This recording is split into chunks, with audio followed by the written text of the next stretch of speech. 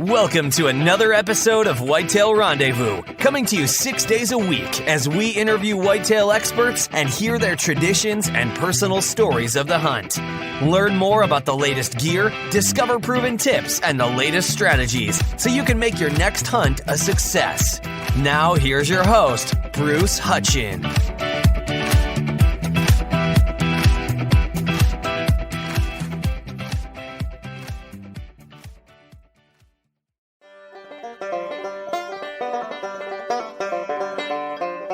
Welcome to another episode of Whitetail Rendezvous. This is a special Iowa Deer Classic promotion with Whitetail Institute, Daryl Cherry, who is the Director of Sales. Daryl, welcome to the show. Thanks for having me.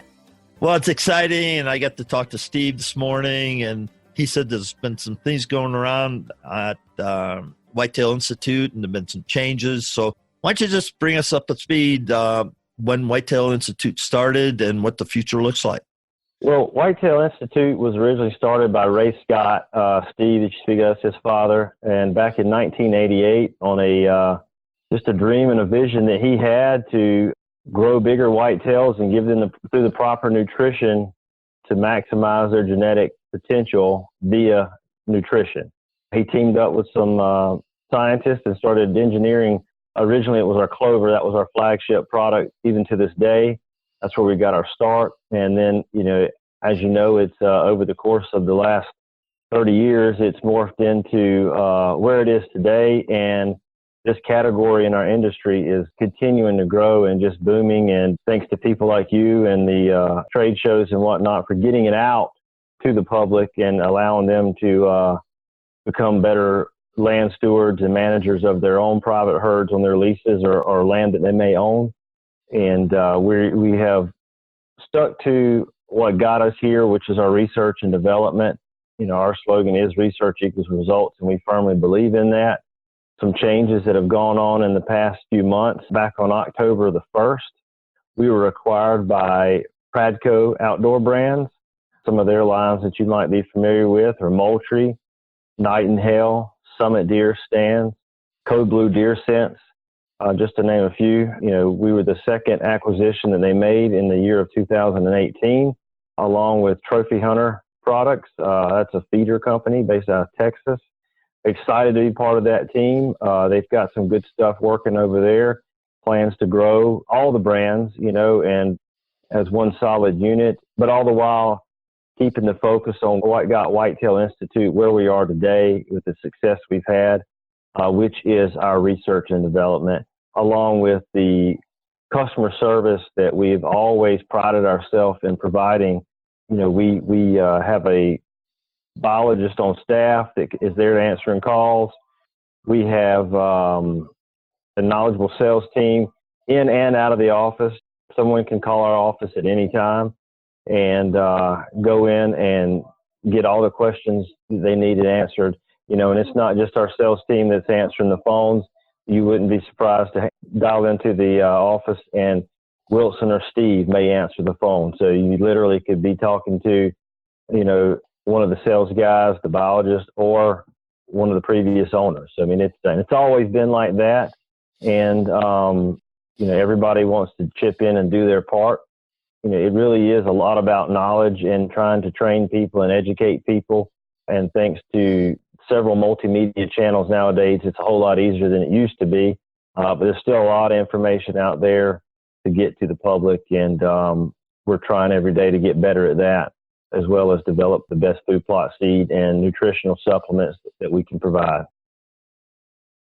One thing in the warm-up we talked about, and I want to underscore this because, it's now February. People are thinking about, okay, I got to buy some seed and I'll get the seed at a big box store. Or I'll get it here at a co-op or wherever. What I'm getting at is the importance of being able to read a tag and understand what that tag says. Because if you have coatings on your seed, that can take up to 20% of actually the weight of the whole bag. So you take that off at 25 pounds, all of a sudden that's 5 pounds of coating. Wait a minute. Is that a true statement, Steve, or is that just law I picked up along the way?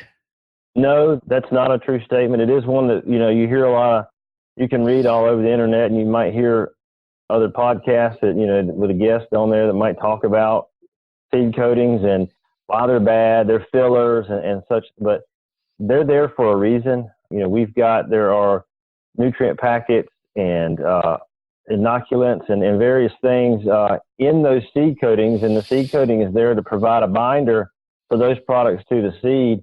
And they definitely, these are things that help germination. They help survivability of the young plants. So no, it's not an attempt. Seed coating is not an attempt to say, hey, let's cheat the customer by, bulking out this thing. And reading these tags, you think that you're reading, you see percentages and you think this and that.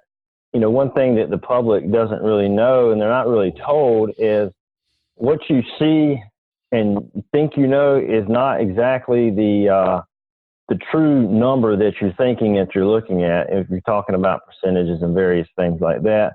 Because when you get into clovers and some of these small seeds, people don't really understand how many seeds per pound are in clover and, most of your brassicas and stuff like that compared to something like wheat or oats or rye or something, your bigger type seeds or peas and stuff like that.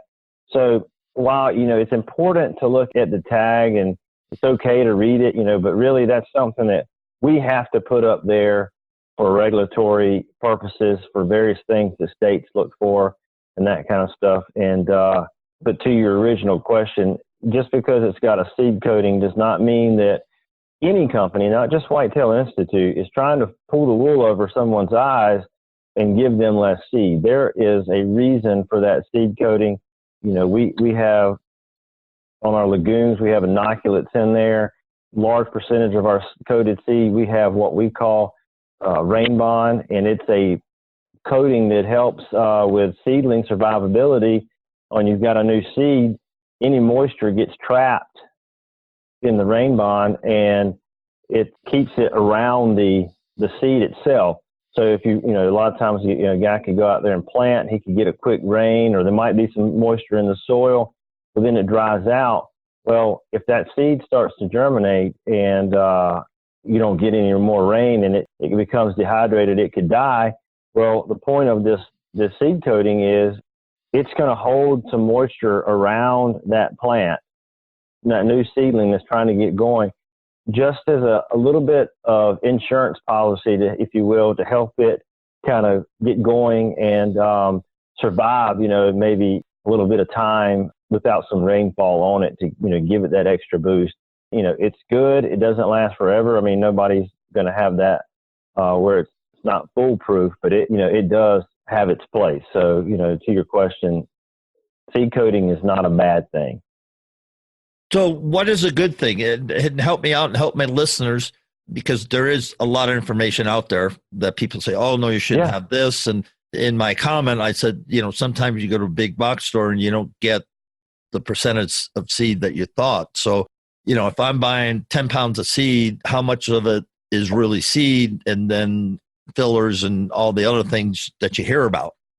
You're going to see a percentage on the back of the bag, and it's going to vary. So, to give you a straight answer as to you're getting this amount of seed versus this is kind of hard because it all depends on it really depends on the seed variety that's in the bag. All of our seeds are mixes, and most of our competitors are the same way. They're going to have multiple seed varieties. So trying to pinpoint, well, you're getting this amount, you're getting this, is nearly impossible, for a consumer to stand there in the store and calculate. And, you mentioned a box store, we're selling the same seed to a box store that we're selling to anyone else in our Whitetail Institute mixes. So don't hold it against the box store that, you're getting cheated because you're buying it at a big box. Some companies make different varieties for this and that, but, we're not putting something in the bag for a box store that's different than what we're putting in a bag for an independent dealer either. Now, on your website, does it have a breakdown of the tags? No, we do not list the actual seed tags on the website.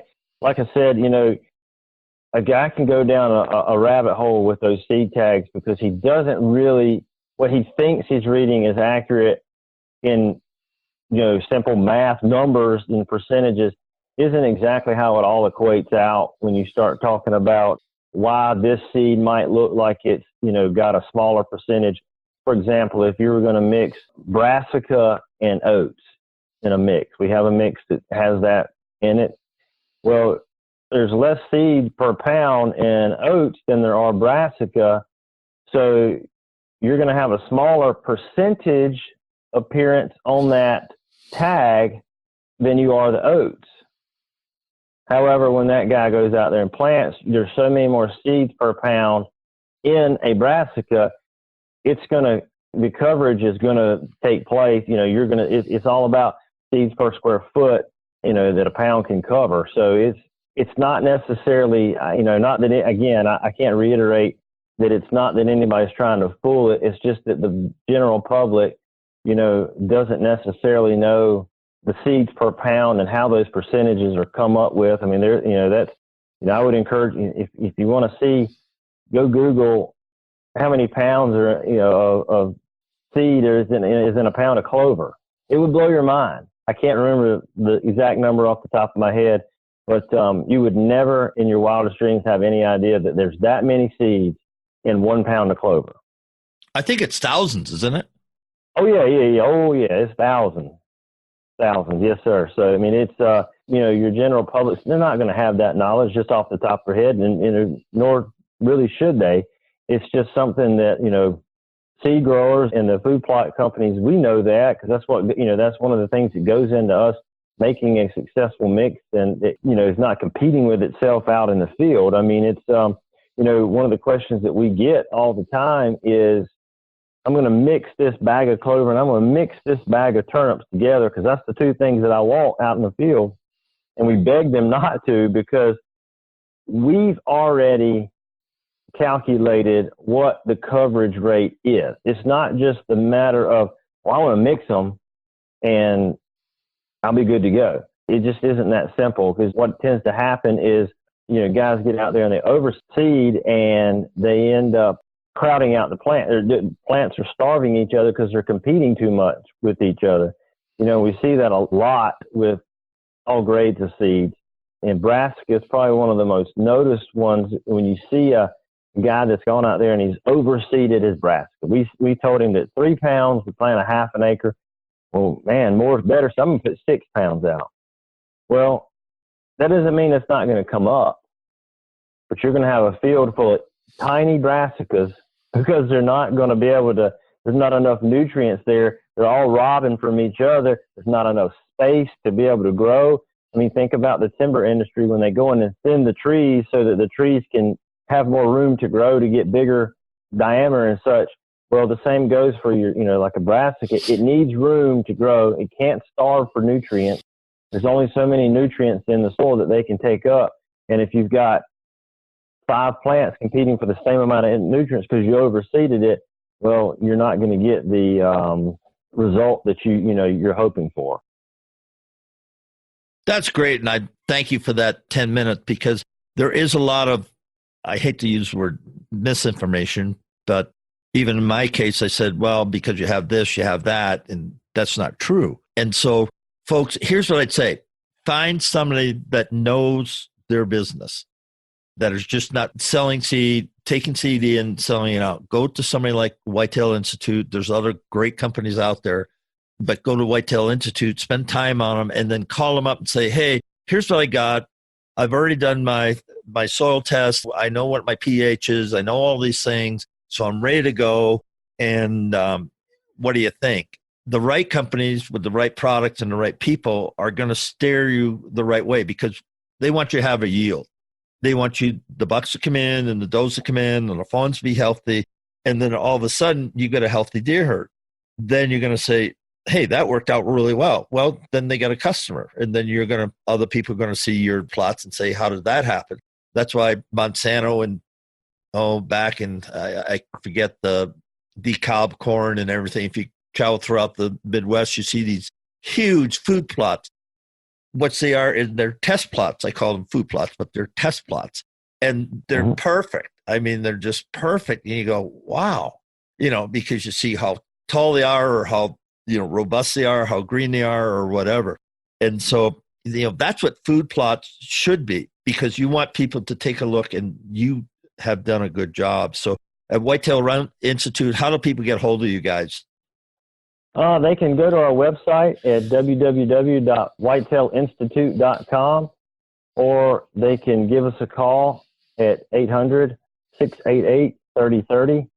And we'd be, like I said earlier, we've got people, and, and to your point you were just making, Bruce, we've got people, and obviously we want to sell our seed to everybody that we can. But, if people have a food plot question, and maybe they're not, we do get these calls. Maybe they're not planting our stuff, but they have a question. Well, we want to encourage them to call just as much as somebody that's prepared to buy our seed, because, this is when you're going out there to make a food plot, it can be intimidating, to a lot of guys. You're asking a regular everyday guy to honestly kind of be a farmer all of a sudden, and there's a lot that goes into it. And our goal is for everybody to have successful food plots and to help them out. And if they're not buying our seed right now, maybe we help them, and we give them, our help gets them a successful food plot.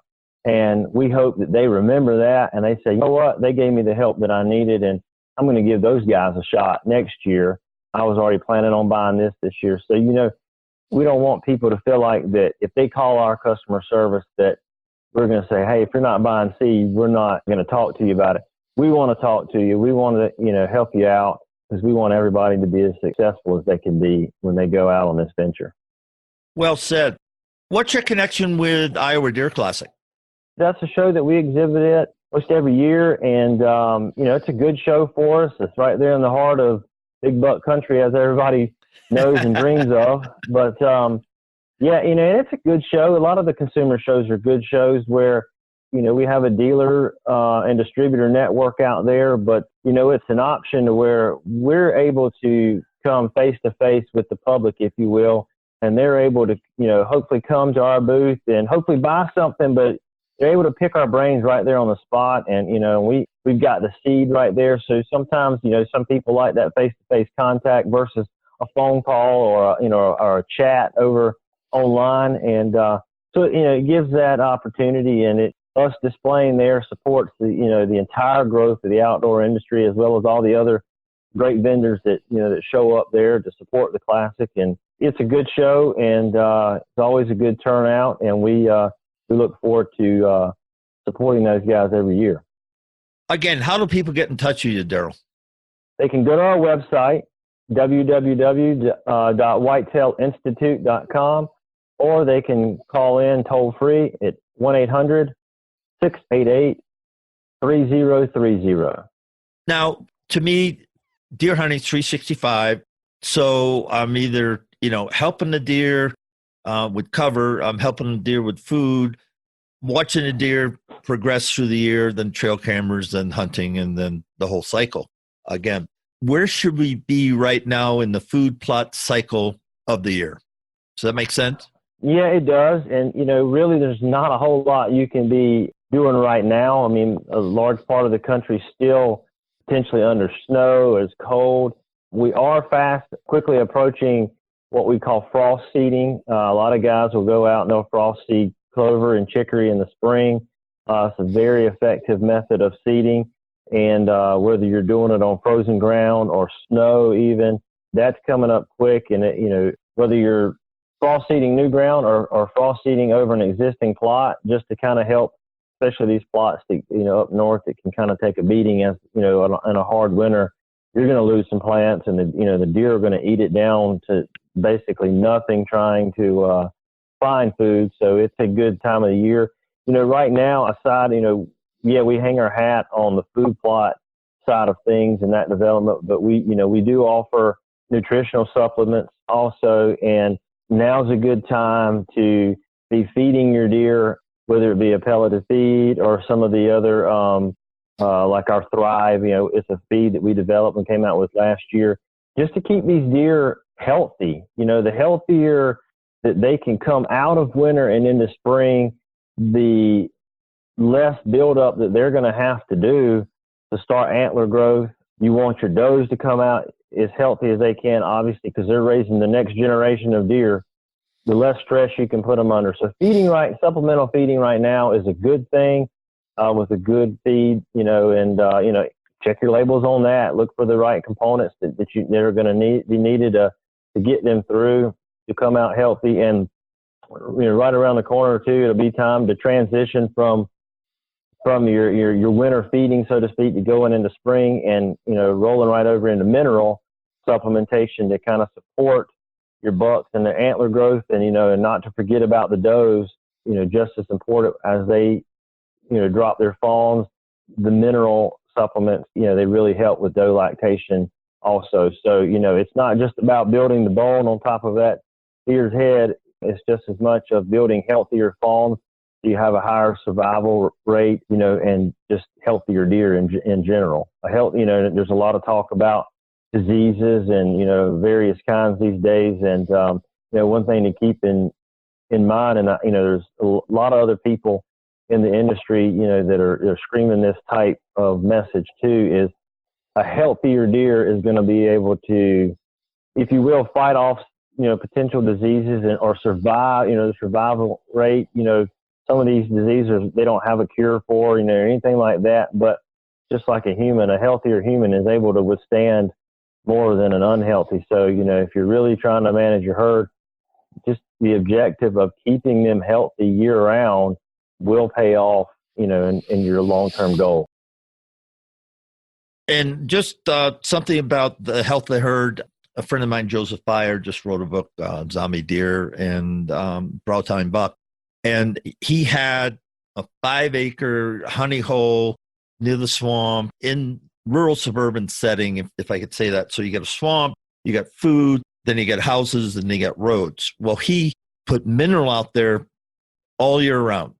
And guess what? The 2 deer that made it through EHD, with the 2 deer he was feeding, and he killed it. And, he harvested it and it was fine. It was a huge deer, 6.5 years old. His running mate was a 10-point. They both were, 170 class deer and above.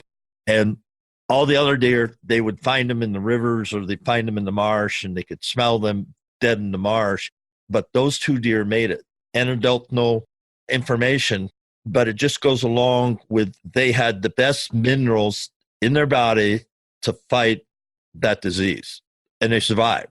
And that's a good point. I mean, and that's exactly what we're telling customers, and and there's some other good companies out there that are telling the same. And that's the word that we all need to be sending to consumers, if you will, that there's no magic bullet, if you will, that's going to heal, and but again, it goes back to a healthier deer and a healthier herd is they're stronger when it comes time to fight off an ailment or whatever they might come in contact with. So folks, become a 365 hunter, but become a 365 steward.